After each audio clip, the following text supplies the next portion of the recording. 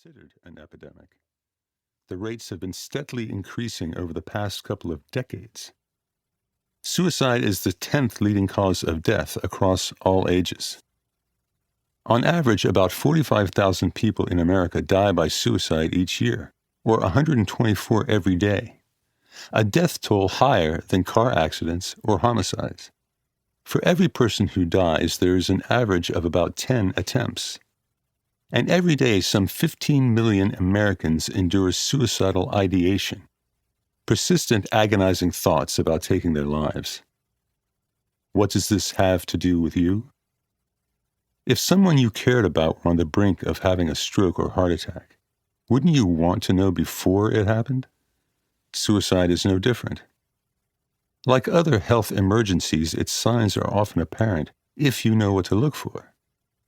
And no one is immune, not even those who we assume are in the prime of life. Suicide is the second largest killer of young people between the ages of 10 and 25. It's the fourth largest killer of men between 35 and 64 years of age. White men in that age group account for almost 70% of all suicides in America. On average, women attempt suicide 3 times more frequently than men, but men kill themselves at 4 times the rate of women.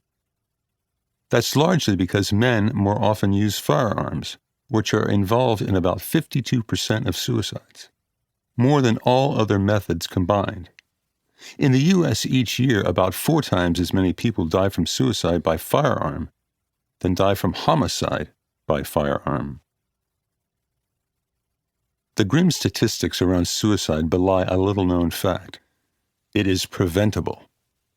Generally speaking, each death by suicide, and the agony it causes family, friends, and colleagues, is unnecessary and can be avoided with timely, often low-cost interventions.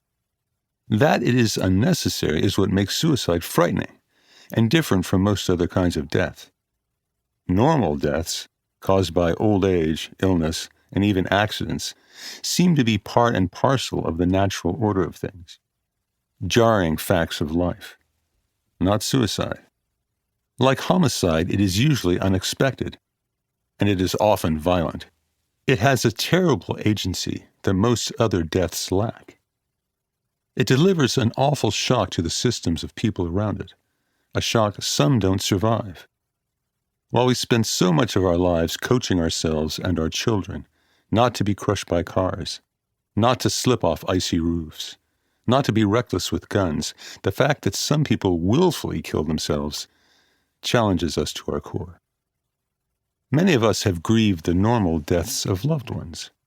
We follow grief's familiar social script and generally emerge bowed but not broken. Grieving a suicide is a whole other kind of grief. On average, each suicide leaves 6 or more intimate survivors. Besides shock and disbelief, these survivors are accosted by the barbed question, why? Why did she do it? Why did she take her precious life?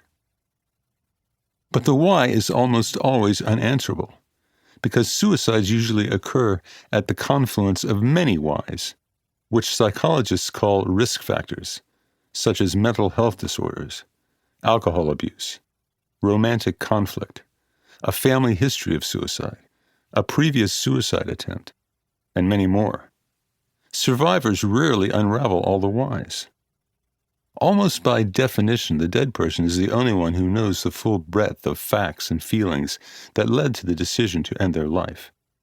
And even they may not have been fully aware of the risk factors stacked against them.